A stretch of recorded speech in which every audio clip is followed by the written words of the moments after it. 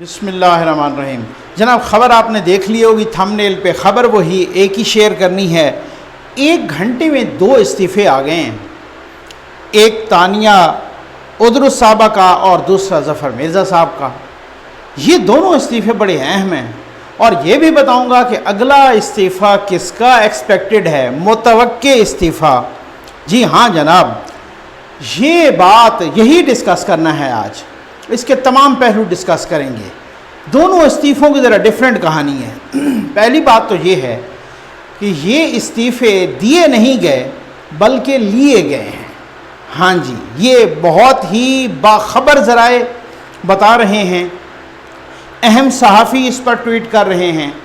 کامران خان صاحب کا ٹویٹ دیکھ لیں، انہوں نے بھی کہا ہے یہی کہ جناب کے تانیہ ادرس صاحبہ کا جو استعفیٰ ہے وہ کیبنٹ میں بیٹھے کچھ لوگوں کی تنگ نظری کا نتیجہ ہے، ٹھیک ہے نا۔ اب ظاہر ہے ذرا تھوڑا سا بیک گراؤنڈ پہ میں پہلے آؤں گا، اور اس کے بعد یہ بھی بتاؤں گا کہ اگلا استعفیٰ کس کا متوقع ہے۔ بہت ساری باتیں ہوئی جناب، یا اگلے استعفے کون کون سے متوقع ہیں یہ بھی بتاؤں گا۔ پہلے آ جائیں جناب تانیہ ادرس صاحبہ پہ۔ تانیہ ادرس نے پہلی بات یہ ہے کہ ان کو ڈیجیٹل میڈیا کا سربراہ لگایا گیا تھا، یہ کون نہیں جانتا، جہانگیر خان ترین کے کہنے پر، ٹھیک ہے نا، یہ لگایا گیا تھا ان کو۔ آپ کو یاد ہوگا کہ اس وقت کے جو آئی ٹی کے منسٹر تھے جو بعد میں ریزائن کر گئے تھے، خالد مقبول صاحب، اتحادی جماعت MKM سے ان کا تعلق ہے،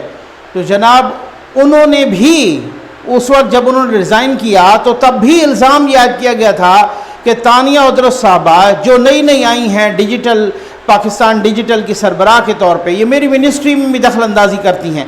بہرحال ٹھیک ہے، اب آپ کو پتہ ہے کچھ عرصہ قبل سوشل میڈیا پر بڑا شور اٹھا،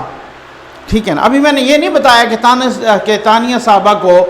الگ کیوں کر دیا گیا، استعفیٰ ان سے لیا کیوں گیا۔ جی ہاں، یہ بڑی دلچسپ کہانی ہے، اور یہ میں آپ کو بتاتا ہوں، یہ میں نے بڑا جو ہے نا ارکریزی سے یہ جمع کیا ہے سارا کچھ معلومات۔ اچھا، کچھ عرصہ پہلے آپ نے بھی دیکھا ہوگا کہ سوشل میڈیا پر بڑا شور اٹھا کہ جناب ڈیجیٹل پاکستان فاؤنڈیشن کے نام سے ایک company securities and exchange commission of Pakistan کے رولز کے تحت غالباً سیکشن 42 کے تحت رجسٹر کی گئی، اور یہ کمپنی کے جو بانی ڈائریکٹرز تھے ان میں ایک تانیہ ادرس صاحبہ تھیں، ایک جہانگیر ترین خان صاحب تھے، ایک وہ آن لائن کار کمپنی کے CEO تھے، اور ایک جہانگیر ترین کے وکیل سکندر بشیر محمد صاحب تھے، ٹھیک۔ اچھا، کچھ بات یہ ہے کہ چونکہ بورڈ آف ڈائریکٹرز میں بھی ان کی شمولیت، پھر اس کے بعد کچھ یہ بھی شور اٹھا کہ فنڈز کے حوالے سے بھی کچھ شفافیت پر سوالات اٹھے، پھر کہا گیا کہ جناب مفادات کا ٹکراؤ وغیرہ بھی ہے، لیکن بتایا یہ جا رہا ہے جو باخبر ذرائع ہیں، اور ہم یہ ایسی خبریں کہاں سے لیتے ہیں، ظاہر ہے PTI کے اندر سے لیتے ہیں۔ جی ہاں جناب، ٹھیک ہے نا۔ تو جو باخبر ذرائع ہیں پاکستان تحریک انصاف کے اندر، حکومت کے اندر جو باخبر ذرائع ہیں وہ یہ بتا رہے ہیں، جو سورسز ہیں، ٹھیک ہے، وہ یہ بتا رہے ہیں کہ تانیہ ادرس صاحبہ کو جہانگیر خان ترین کی قربت کی سزا ملی ہے، ان کے ساتھ ان کے قرب کی سزا ملی ہے، چونکہ انہوں نے ہی لگوایا تھا، ابھی تک بھی وہی ان کے ساتھ قربت تھی، اور جہانگیر ترین اب یہ کہا، اب مجھے ایک بڑا نا میں آپ کو بتاتا ہوں، ایک کسی PTI کے بہت ہی کلوز سرکل سے، بڑے قریبی ذرائع سے میری بات ہو رہی تھی، تو انہوں نے مجھے کہا کہ آپ دیکھ لیجئے گا نقوی صاحب، عمران باقی تو خیر یہ ہے کہ ادھر ادھر کی بات کر لیں، لیکن عمران خان صاحب کو جہانگیر ترین کا شور نہیں بلکہ جہانگیر ترین کی خاموشی مار ڈالے گی۔ یہ ان کے بقول میں کوٹ ان کوٹ بتا رہا ہوں۔ اچھا، انہوں نے ایک بڑا وہ شعر بھی سنایا مجھے، یہی کہ وہ مجھ سے پوچھا کہ یار وہ کیسے کیا ہے، وہ شعر کیا ہے، تو میں نے کہا کہ اچھا وہ والا آپ کہہ رہے ہیں، کہہ رہا ہے شور دریا سے سمندر کا سکوت، جس کا جتنا ظرف ہے اتنا ہی وہ خاموش ہے۔ تو میں نے کہا کہ یہ آپ شعر کیوں پڑھ رہے ہیں؟ کہہ رہے ہیں کہ میں یہ شعر جو ہے نا جہانگیر خان ترین کے کے تناظر میں پڑھ رہا ہوں۔ تو میں نے کہا کہ کیا آپ کا مقصد یہ ہے کہ جہانگیر ترین صاحب اپنے ظرف کی وجہ سے خاموش ہیں؟ انہوں نے کہا جی ہاں بالکل، ان کا ظرف زیادہ ہے، ان کا ظرف بلند ہے، وہ خاموش ہیں۔ اب میں نے کہا چلیں، میں نے از راہ تفنن یہ چلے میں کہنا چاہوں گا کہ اب یہ پتہ نہیں ہے کہ وہ ظرف کی وجہ سے خاموش ہیں یا وہ زر کی وجہ سے خاموش ہیں، کیونکہ پتہ نا وہ بزنس مین ہے نا، ابھی ان کو بھی پتہ ہے جناب، جی ہاں یہ بھی وہی سورس، کلوز سورس مجھے بتا رہے تھے کہ یاد رکھیے گا کہ یہ جو 5-6 مہینے خان صاحب کو دے دیے گئے ہیں نا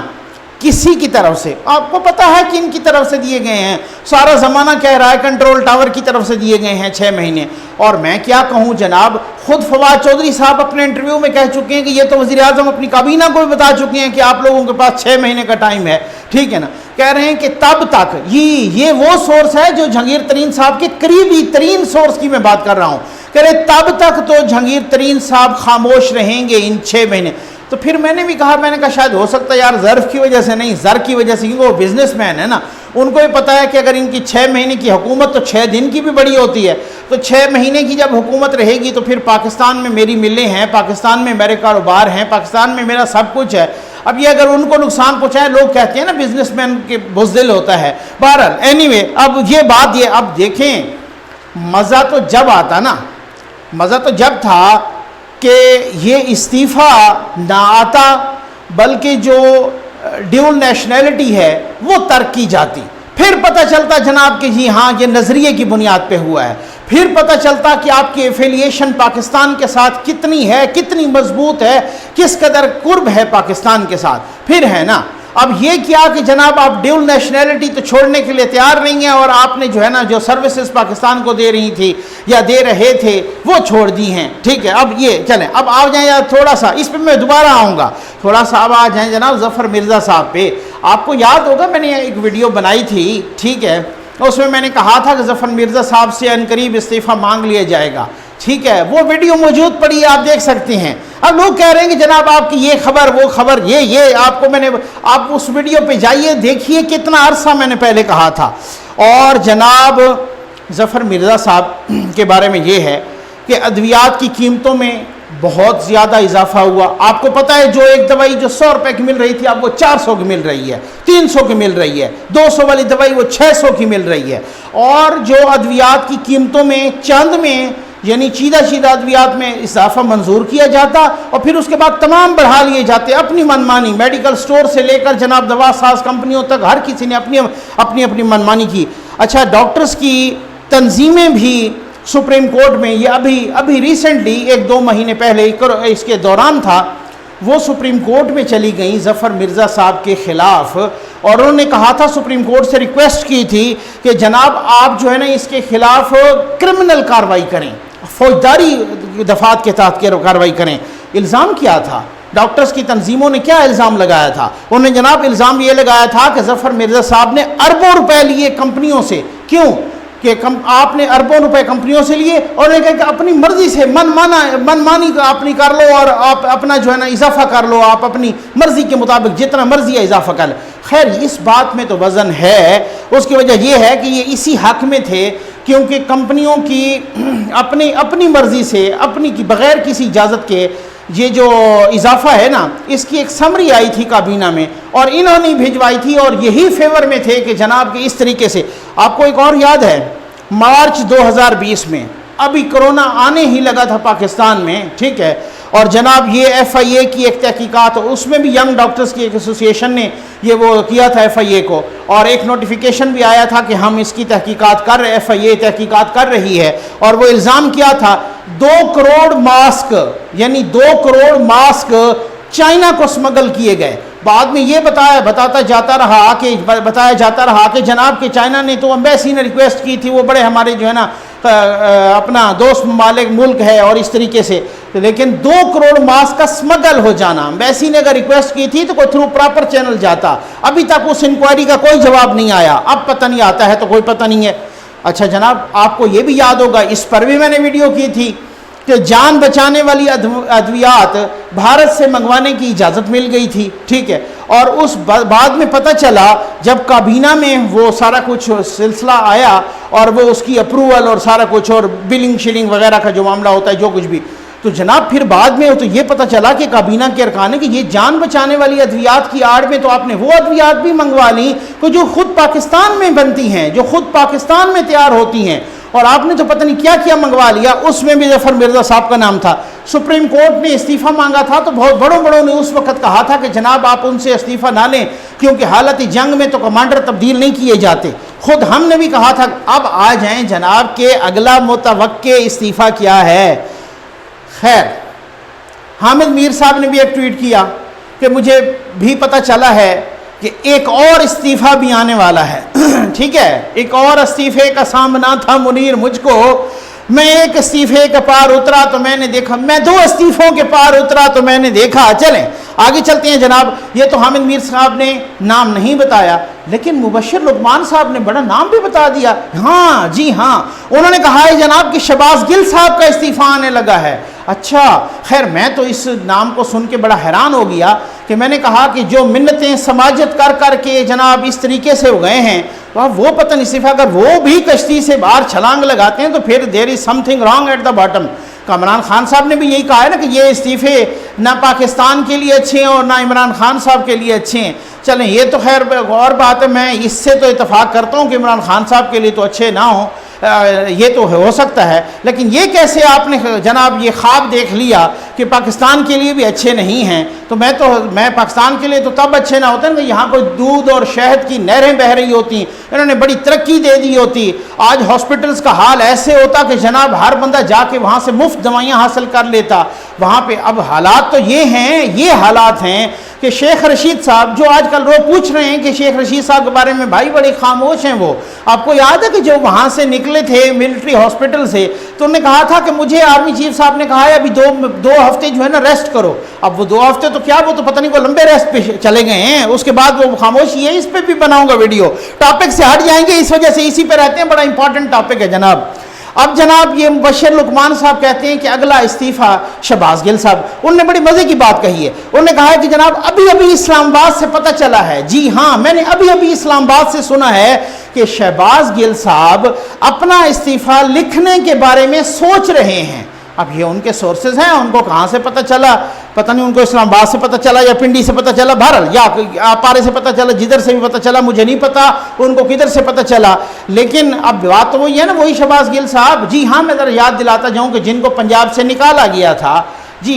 جو مطلب جو مقصد کہنے کا یہ ہے کہ اب وہ کون سے وہ کچھ ذرائع بتا رہے ہیں کہ جناب وہ ادھر ادھر کوئی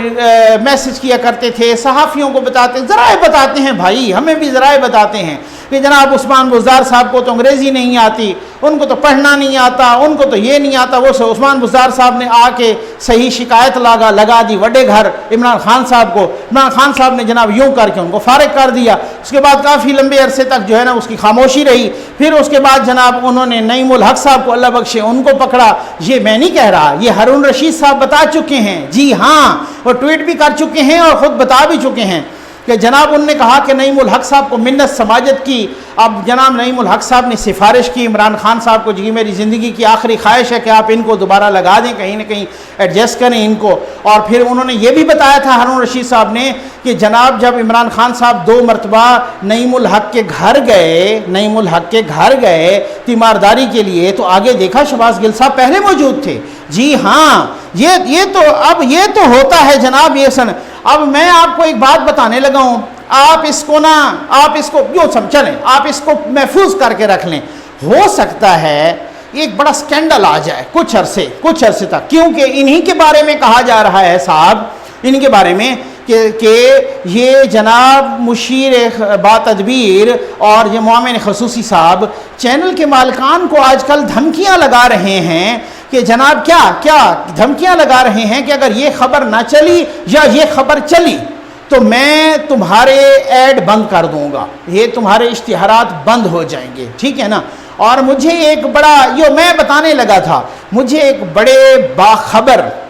ذرائع سے یہ پتہ چلا ہے، باوثوق ذرائع سے یہ پتہ چلا ہے کہ کوئی آڈیو ٹیپ بھی اس سلسلے کی موجود ہے، کوئی پتہ نہیں ہے کسی بھی وقت وہ آڈیو ٹیپ لیک ہو جائے اور جناب یہاں پہ ایک تھرتھلی مچ جائے، یہاں پر ایک بھونچال آ جائے کہ یہ کس کو دھمکیاں لگا رہے تھے جناب، یہ بس یہ اس میں ایک اور آڈیو لیک، مجھے ایک اور آڈیو کا مجھے ایک اور آڈیو لیک بھی جناب، جی ہاں وہ ہے وزیر باتدبیر امور کشمیر، جو صحافیوں کو جو آج وہ آڈیو لیک ہوئی ہے، ایسی بے نقط گالیوں سے، بے نقط القابات سے، القابات تو میں ویسے کہہ رہا ہوں، ایسی بے نقط گالیوں سے نواز رہے ہیں، آپ یقین کریں کہ میں نے اگر وہ یہاں دہرا بھی دی نا، یوٹیوب کی طرف سے میرا چینل بند ہو جائے گا۔ یہ جناب امور کشمیر کے جو ہیں اپنا وزیر صاحب، ان کی کارستانی ہے۔ اب کیا بات ہے جناب، میں نے کہا تھا نا کہ اگلا استعفیٰ یا اگلے استعفے، جناب ندیم افضل چاند صاحب بھی تو ہاں جی ٹھیک ہے نا، 11 جولائی کو ان کی چھٹی ہو گئی ہے، ختم، وہ سلسلہ تو چپ ہو گیا نا۔ ان کے بھی قریبی ترین ذرائع سے میری بات ہوئی، میں نے کہا جناب کیا خیال ہے، کوئی استعفیٰ تو بڑا جناب وہ قریبی ذرائع جو ہے نا انہوں نے کہکا لگایا، انہوں نے کہا چھٹی تو ختم ہو گئی ان کی 11 جولائی کو، تو پھر کیا ہوا؟ انہوں نے کہا جی بس وہ آپ سمجھ لیں چھٹی آگے ہو جاتی ہے۔ تو میں نے کہا پھر اس کے بعد ذرا دیکھنے دیں۔ تو کچھ لوگ تو یہ بھی کہہ رہے ہیں، کچھ لوگ شہزاد ارباب صاحب کا نام بھی لے، ان کا بھی جہانگیر ترین صاحب کے ساتھ قریبی تعلقات ہیں۔ اچھا اگر مفادات کا ٹکراؤ دیکھیں نا، میں بتاتا ہوں نا، تو پھر تو وہ ندیم بابر صاحب کا بھی بڑا مفادات کا ٹکراؤ ہے۔ کیوں؟ پیٹرولیم آپ جو ان کے اثاثے ہیں وہ بھی کیبنٹ ڈویژن پہ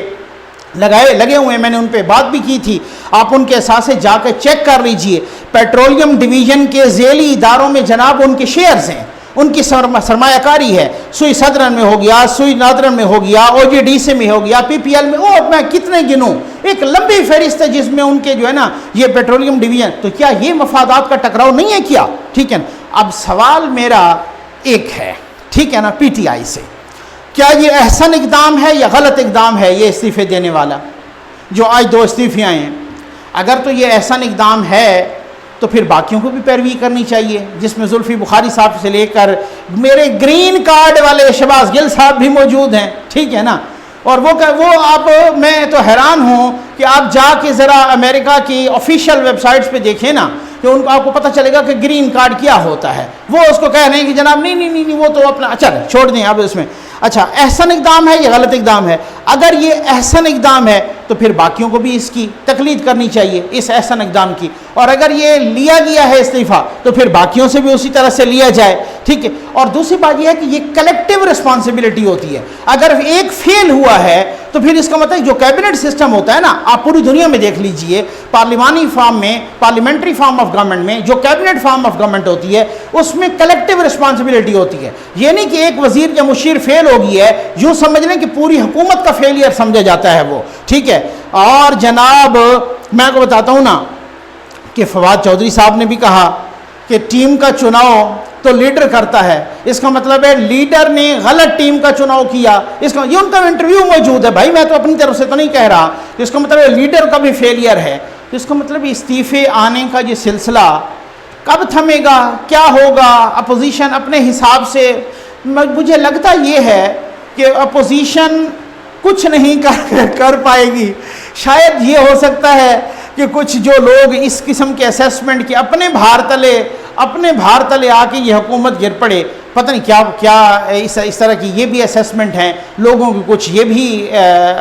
توقعات ہیں خاص طور پہ۔ اب دیکھیں کہ ہوتا کیا ہے، دیکھیں کہ وہ 6 مہینے کا جو ٹائم لیمٹ کہہ رہے ہیں بہت سارے لوگ، اس میں کیا ہوتا ہے، اس سال کے اینڈ تک کیا ہوتا ہے، یا یہ سلسلہ آگے کیا جاتا ہے۔ اسمبلی میں بڑی گرما گرمی ہے، جاری ہے، اور ان بلوں پہ بھی بات کریں گے۔ امید ہے آپ کو ویڈیو پسند آئی ہوگی۔ آپ کو بہت بہت شکریہ۔